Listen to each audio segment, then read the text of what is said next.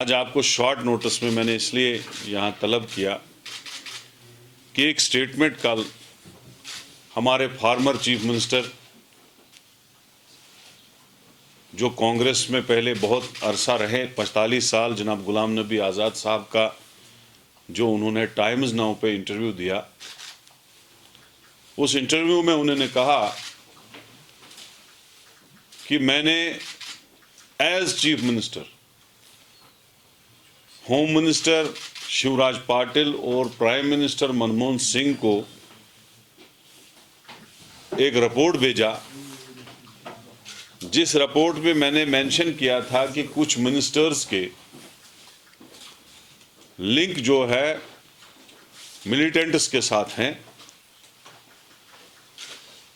तो home minister और prime minister ने उस पर कोई एक्शन नहीं किया और वो उसके हिसाब से उसको 22 साल के बाद आज अफसोस हो रहा है उस चीज पे।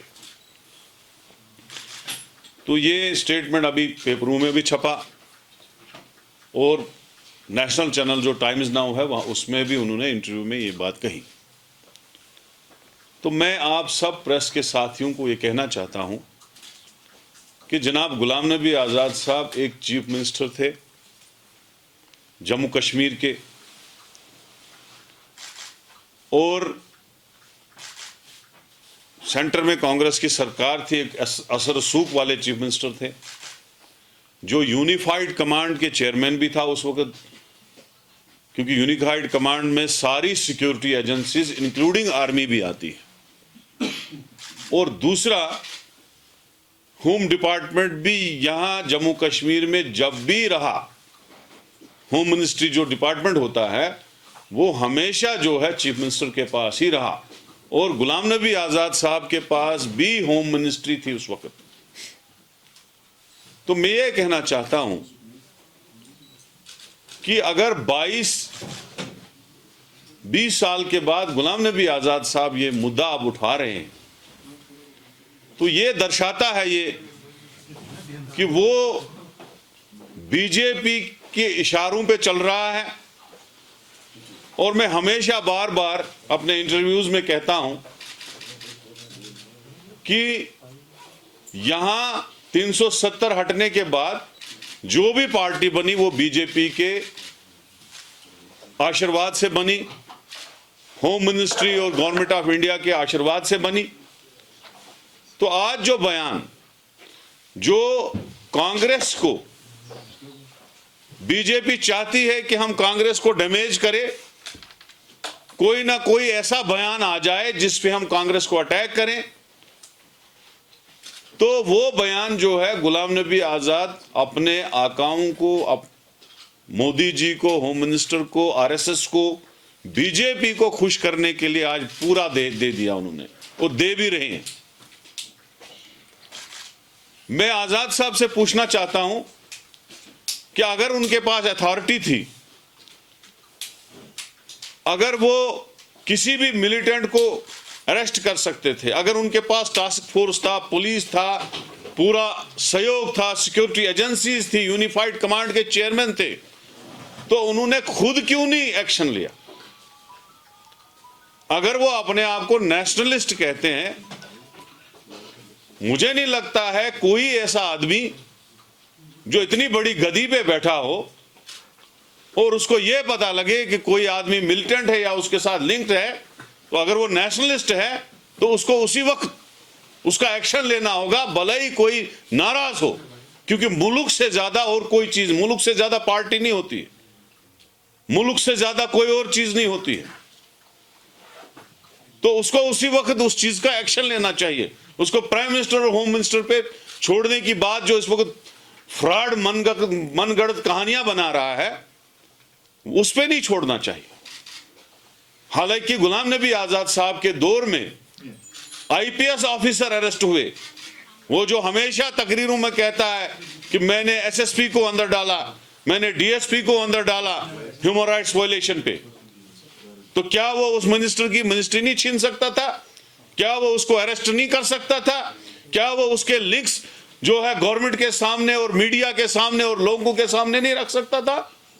तो ये सीधे उनकी बातें ये दर्शाती हैं कि उसको किसी मकसद के तहत जम्मू कश्मीर भेजा गया है ताकि पूरे मुल्क में जो 2024 का इलेक्शन आगे पार्लियामेंट का आ रहा है और असेंबली का आ रहा है, जो मैं बार बार कहता था, मैंने वहां डोडा, भद्रवाह और बलेसा में जाके भी कहा कि अगर हम इकट्ठे लड़ते तो हम कम्युनल फोर्सेस का मुकाबला कर सकते थे, लेकिन गुलाम नबी आजाद बीजेपी को फायदा देने के लिए जम्मू कश्मीर में आया है। तो आज उसके बयान से सीधा दर्शाता है कि उसको डिप्यूट किया गया है कि वो फ्रॉड और मनगढ़ंत कहानियां बनाए, झूठ बोले और बीजेपी को फायदा दिलाए ताकि बीजेपी को कांग्रेस पे गलत अनाप शनाप बोलने का मौका मिले। तो यही मैं आज प्रेस के माध्यम से कहना चाहता हूं, लोगों पे क्लियर करना चाहता हूं कि ये आदमी जो है बीजेपी के इशारे पे ऐसे बयान दे रहा है। तो कोई अगर आप क्वेश्चन, हिमाचल में हम अच्छे मेजॉरिटी से जीते हैं, हमने 40 सीटें ली, बीजेपी ने 25 ली, 15 सीटें हमने उनसे ज्यादा ली। गुजरात में जो वोट है, वोट परसेंटेज अच्छा मिला है कांग्रेस को, मगर जो वोट डिस्ट्रीब्यूट हुआ आपस में, जो वहां पे इस बार आम पार्टी भी आई, दूसरी पार्टियां भी आई और ओवैसी को भी उतारा गया पर्टिकुलर कुछ सीटों पे जहां कांग्रेस को डैमेज वो कर सकता था, उन सीटों पे वो उतरा, तो वहां पे कांग्रेस को उसने डैमेज किया। बहरहाल हाल जीत होती रहती है। कांग्रेस जो है आज कर्नाटका में भी गवर्नमेंट में होती, मध्य प्रदेश में भी गवर्नमेंट में होती, महाराष्ट्र में भी गवर्नमेंट में होती। ये सीटें, ये स्टेटें जो है सारी बीजेपी ने कांग्रेस से पैसे दे के चुराई, गोवा में भी गवर्नमेंट में होती। तो लिहाजा ये नहीं कह सकते आप कहीं हारे कहीं जीते, हार जीत चलती रहती है। 2024 में कहाँ कांग्रेस का आप देखते हैं इलेक्शन में? 2024 में हम हुकूमत बनाएंगे इंशाअल्लाह रहमान। वकार साहब, पहले लद्दाख, अब अरुणाचल प्रदेश, चाइना का एग्रेशन बढ़ रहा है, कैसे देख रहे हैं? देखो, जो 56 इंच छाती बोला था मोदी जी ने, वो तो चाइना को उसने दिखाया ही नहीं। चाइना ने हमारा ज़मीन भी खाया, अरुणाचल प्रदेश जो है आधे से ज़्यादा वो अरुणाचल प्रदेश में घुस गए, वहाँ पे कॉलोनियाँ बना रहे हैं।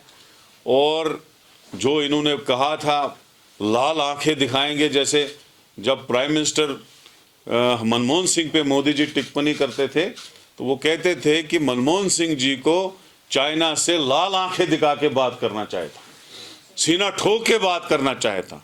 अब करे ना मोदी जी सीना ठोक के बात, वो तो कह रहे हैं कि I am most powerful prime minister of world, विश्व गुरु हूं मैं।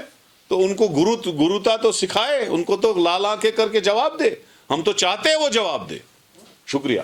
यूनियन आइडेंटिटी पे कुछ दिन पहले महबूब मुफ्ती का ट्वीट भी आया था, तो उसको आप किस तरह देख रहे हैं? देखो, इस पे हम अभी तक बैठे नहीं, थोड़ा पार्टी की पॉलिसी इस पे हम वाजे करेंगे। चौथा लिस्ट आज जो है वो स्क्रैप हुआ है, तो उसको आप किस तरह देख रहे हैं? जिस तरह से लिस्ट आ रहे हैं तीन इससे पहले, आज चौथा। तो देखो, जब से बीजेपी की सरकार बनी है 2014 से आज तक 8-9 साल हो गए, हमारे बच्चे कंटिन्यूअसली बेरोजगारी का ग्राफ बढ़ रहा है। रिटायरमेंटें देखो आप कितनी हो रही हैं, और जितनी पोस्टें खाली थी या जितनी हैं उतने भी ये लोग नहीं लगा सके किसी को।